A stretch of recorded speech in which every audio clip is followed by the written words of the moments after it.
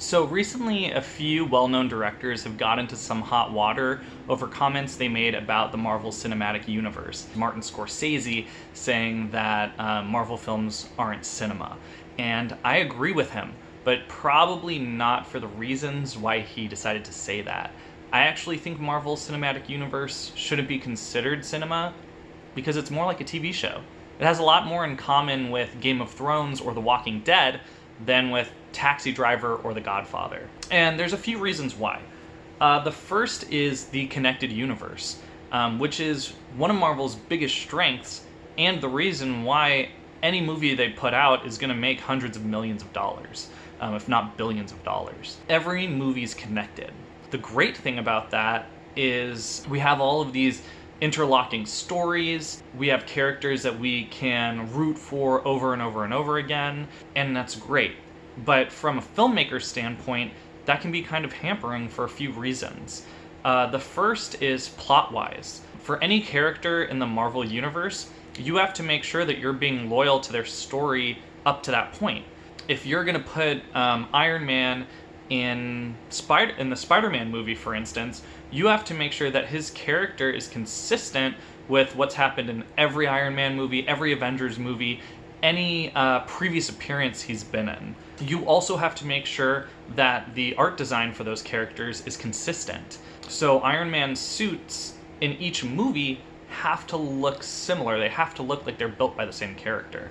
And that can be a problem for a lot of directors. There are directors that have very distinct art styles. For instance, Tim Burton. If Tim Burton made an MCU movie, it wouldn't be able to look like any of his other movies because he has to stay consistent to what the other directors have done before him to fit that in, which is a lot like a TV show.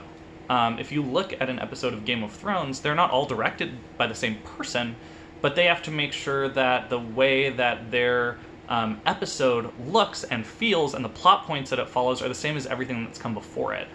So that's one way that the MCU is much more like a TV show than like a movie. Another thing that kind of puts them more along the lines of a TV show are the after credit scenes, which again are pretty cool. You get to see what's going to come up next in the Marvel Cinematic Universe, which is a lot like the scenes from next week that are at the end of an episode of Game of Thrones or an episode of The Walking Dead. We want to see what's coming up. The problem from a cinematic standpoint is the Marvel movie that you saw is part of a bigger cinematic universe. So you're not going to really reflect on what you saw, but rather how it relates to what's coming next. Whereas with most movies, you take them as an individual. What did this piece of art mean on its own?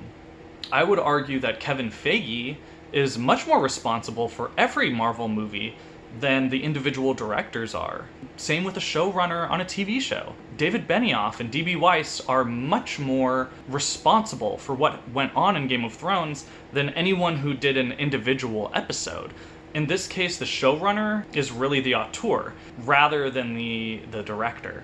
And it's the same in the Marvel Cinematic Universe. I can use the example of Edgar Wright. So Edgar Wright was originally supposed to direct Ant-Man, and he has a very unique style. If you watch Shaun of the Dead or Hot Fuzz or even Scott Pilgrim, his fingerprint is all over it. Because he wasn't able to have that level of control over the film, he ended up leaving Ant-Man and he was replaced.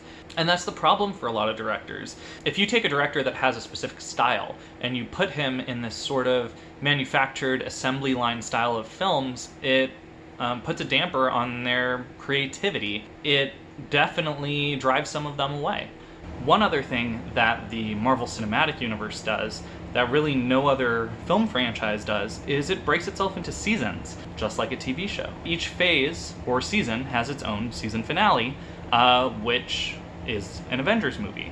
In fact, last season, we actually got a two-part season finale with Infinity War and Endgame. Each finale has set up additional characters that we are going to see in the following phase, just like a finale would do in a TV show.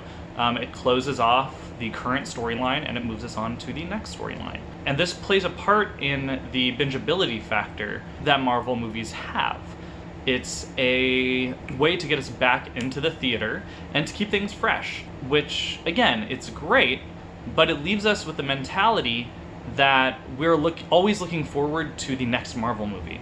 We're always looking forward to what the characters are going to do next, rather than what they already have done, the morals we might have learned along the way. And again, a lot of directors feel misrepresented by that because they're trying to tell a singular story, and the way that the Marvel Universe is structured makes it virtually impossible.